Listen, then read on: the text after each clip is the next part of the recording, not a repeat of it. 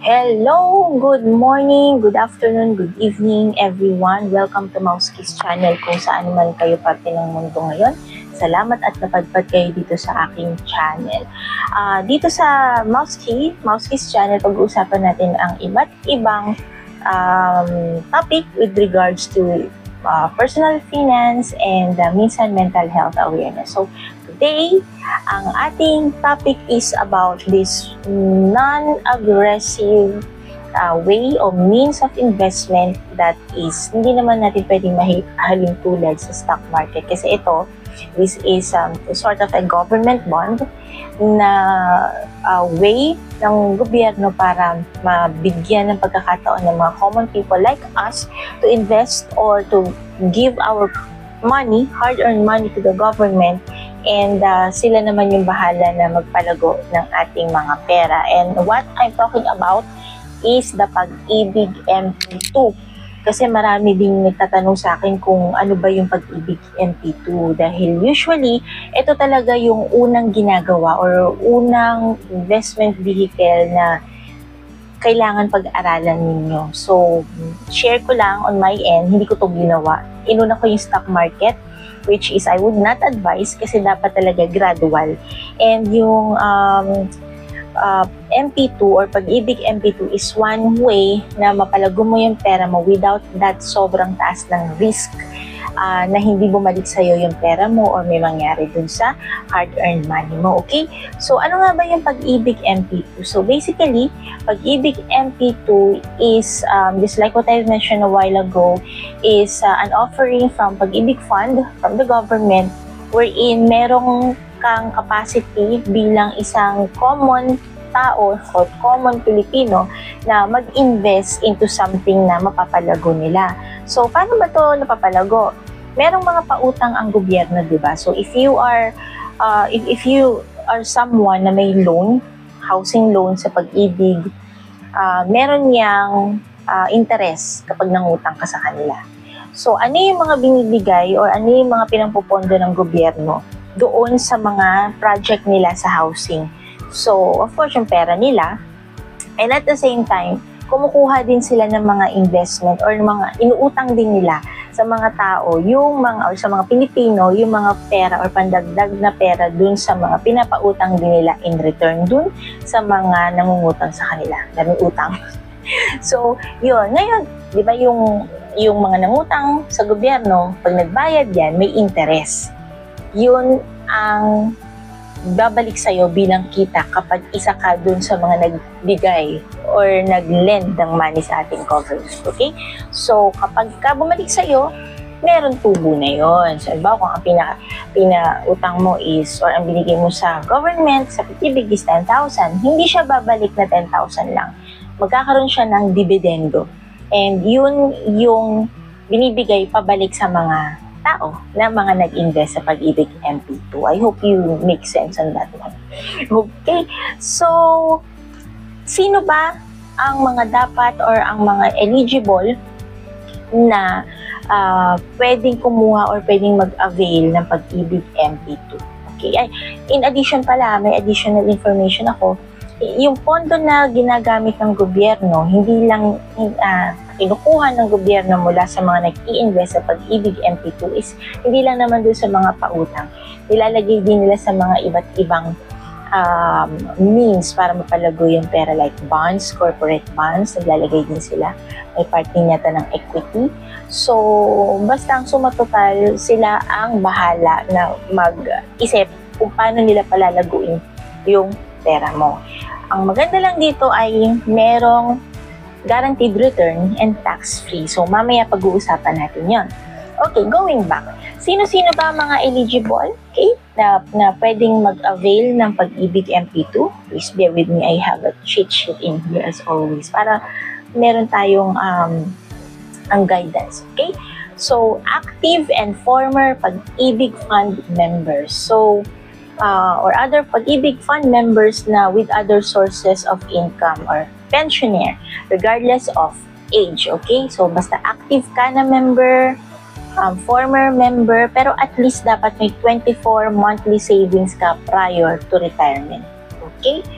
So, pwede din siyang local and overseas provided na meron kayong MP1 or yung regular MP1 before going or before investing to Pag-ibig MP2. Kasi ang alam ko, hindi ka pwedeng mag-open ng Pag-ibig MP2 kung wala kang regular savings. So, check nyo sa mga payslip ninyo yun. And usually naman talaga, dapat kapag empleyado ka ng sa Pilipinas, or empleyado ka, or even if sa overseas ka or OFW ka, kung may active ka naman na MP1 dito or regular savings dito sa Pag-ibig, you are eligible dapat. Okay? Alright. So, ano ang minimum amount na pwede mong ilagay sa Pag-ibig MP2? That would be 500 pesos only. Diba? So, how do you invest or paano ka maglalagay dun sa Pag-ibig MP2? Pwede siyang monthly or lagi kang maglalagay pa isa-1,000 padala 2,000 or pwede din siya na isang bagsakan, one time, big time, okay? So madalas nagkakaroon ng pagtatalo to na pagka nagkaroon na ng dividendo, bakit ganito lang yung dividend ko? Yung pala naghulog siya, let's say November 2024. So mas mainam, for me, mas mainam maghulog ka sa Pag-ibig MP2, siguro mga bandang January or February. Maganda rin na isang bagsakan, kung meron kang isang bagsakang 50,000 pesos, ihulog mo siya agad ng January, February, or March. Para yung dividend niya, iba kasi yung dividend computation niya, para makover niya, at sa susunod, let's say sa 2026, kung naghulog ka ngayon 2026 ng February or March, kapag nagbigay na ng percentage ang dividend or dividend percentage, covered siya kasi matagal nang nakaupo yung pera mo within 2025, matagal na nakaupo yung 50,000 pesos mo, okay? Pero kung wala naman talaga, like on my end, ang ginagawa ko, hindi ako nag-iisang bagsakan kasi meron pa nga akong stock market and meron pa akong ibang mga pinaglalagyan. So, ang ginagawa ko, monthly, naglalagay lang ako, let's say, kung may pera akong 3,000, 2,000, naglalagay ako sa kanya. Pero hindi ko inaasahan na makukover siya lahat nung dividendo na darating sa susunod na taon. Kasi nga, ini-split ko siya. Okay? So, kayo na bahala kung paano ninyo, kung anong mas gusto ninyo, kung anong mas suitable sa mga bulsa ninyo. Huwag niyo ipilit na one time, big time kung wala naman talagang pera na paglalaanan, lalo kung diversified ka rin. Okay? So, next one is, saan ba kinukuha yung pinambibigay na dividendo sa atin? So, the dividend is derived from no less than 70% of Pag-ibig annual income. So, kung makikita niyo sobrang secured niya. Kasi nga, pag government siya, mababa man yung dividendo, which usually hindi naman, yung capital ninyo is intact. Okay? Unlike sa stock market na hindi mo alam, baka yung in-invest mo na 50,000 pesos sa sobrang bumagsak yung market in the long term maging 45, 40, we don't know, or pwede rin naman maging 80,000 siya sa stock market. But here, kung nag-invest ka ng 50,000 pesos, yung 50,000 pesos mo, mag-guarantee yun, plus yung dividend na makukuha mo na binigay na percentage ng ating government. Okay? So, how will I enroll? Yun ang madalas na tinatanong sa akin din kapag may mga nag-message sa akin. So, here is the guidance or brief guidance lang to. Pero you can always do your own research, that's the DIOR, and take your own risk. Pero ito hindi siya masyadong ganun ka bongga ang risk niya. Alright. Number 1, you have to go to the Pag-ibig virtual page. So, itong i-discuss ko is yung more on online to kasi yung manual hindi ko masyadong alam din. But you can always go to your nearest Pag-ibig office. So, magtanong na lang kayo doon kung gusto na ninyong manual. Pero this one, ito yung ginawa ko. Inopen ko yung Pag-ibig virtual ko. And then, kailangan mong i-prepare yung MID. What is the MID? That would be the Pag-ibig Membership ID. Kaya ako sinasabi na dapat active member ka and meron kang regular Pag-ibig regular savings before or prior going to invest into the MP2. Next would be, you have to enter your desired monthly investment, indicate the amount of it pwede mong i-invest each month. So, hindi ito, ibig sabihin na pag nilagay mo 500 pesos is 500 pesos lang. Desired amount lang yan na 500 pesos. Pero, pwede kang maglagay ng 500, 10,000, 20,000. So, yun. Tapos, in every month, pwede mong iba-ibahin yun. Desired amount lang naman. Okay? Next will be, how it will be scheduled. Okay, so, paano may schedule yung dividend mo? So, dalawa yan. That would be, pipili ka kung gusto mong compounding. Okay, so, compounding would be, yung pera mo, yung anong tawag nito, yung dividend mo will be added lang dun sa capital mo and then added lang ng added every year. So, yun yung compounding. And then yung annual, that would be every year na mabibigay sa'yo yung dividend is papasok siya doon sa bank account na i-register mo din. Okay? So, yun yung dalawang ways of getting the dividend na kailangan desidido ka rin upon fill out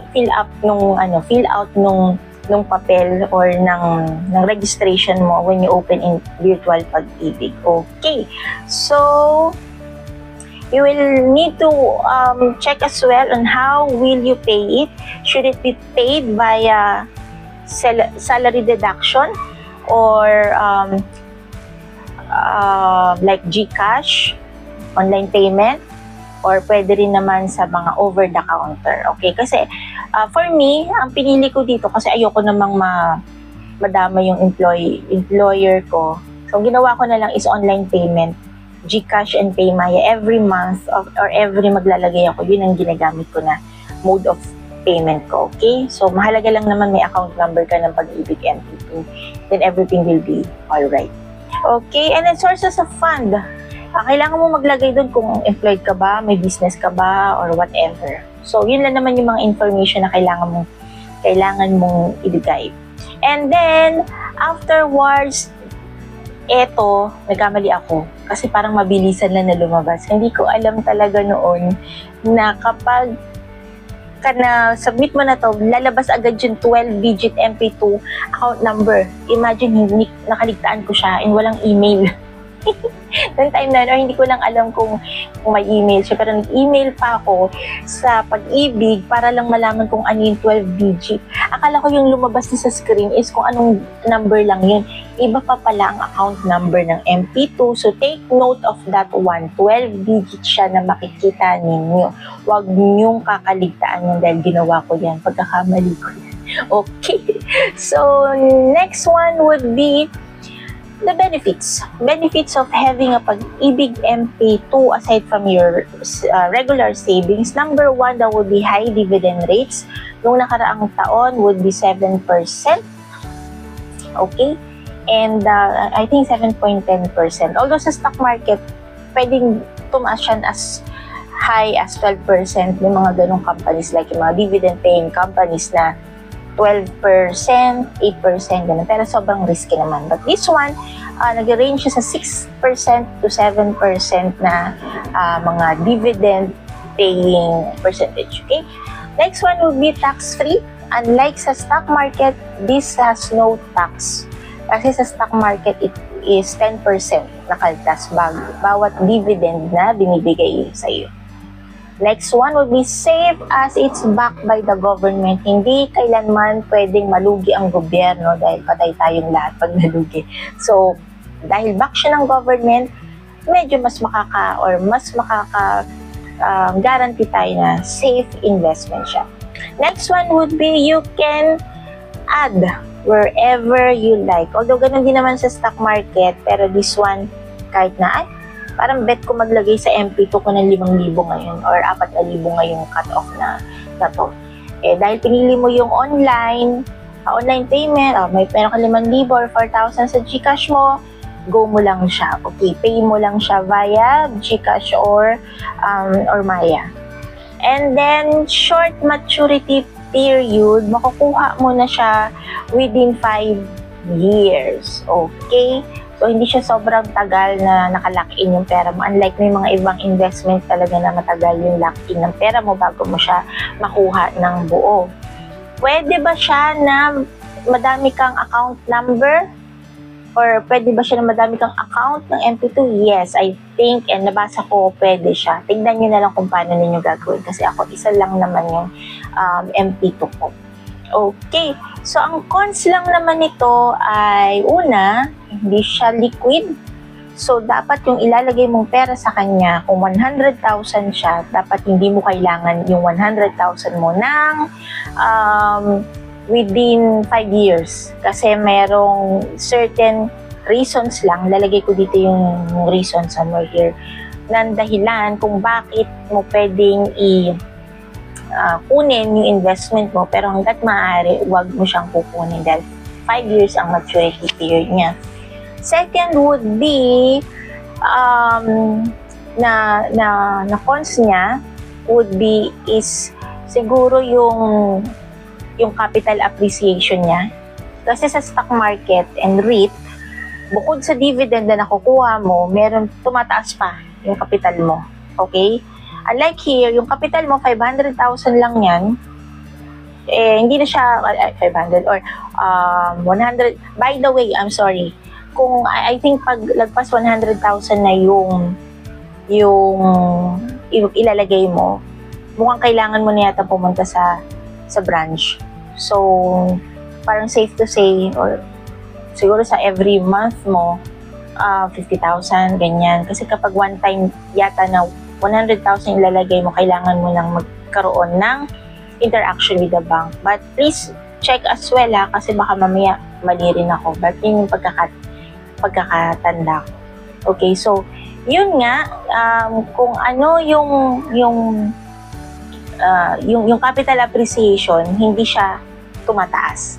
Unlike sa stock market na meron ka ng dividendo monthly or quarterly, yung capital mo pa tumataas siya. So, doble siya or pwede rin bumaba, diba? Either way. So, yun ang masishare ko about Pag-ibig MP2. Maganda ba siya? For diversification, of course, kasi nasabi ko nga kanina, habang may mga naglo-loan na mga tao, which marami, and habang may mga nangangailangan ng pabahay and whatsoever, hindi malulugi ang ating pag-ibig. Ang pag-ibig or ang gobyerno. So, it's good for diversification. And kapag nagsisimula ka pa lang, Pag-ibig MP2 is one of the best way to start your investing journey. Huwag niyo akong gagayahin kasi isa yan sa mga nahuli kong investment. Inuna ko talaga yung pag-aaral ng stock market. Pero ang dapat talaga is, kung kaya ninyo, wag muna yung mga stock market or yung mas agresibo. Ito munang MP2 or other bonds, corporate man yan or government. Okay?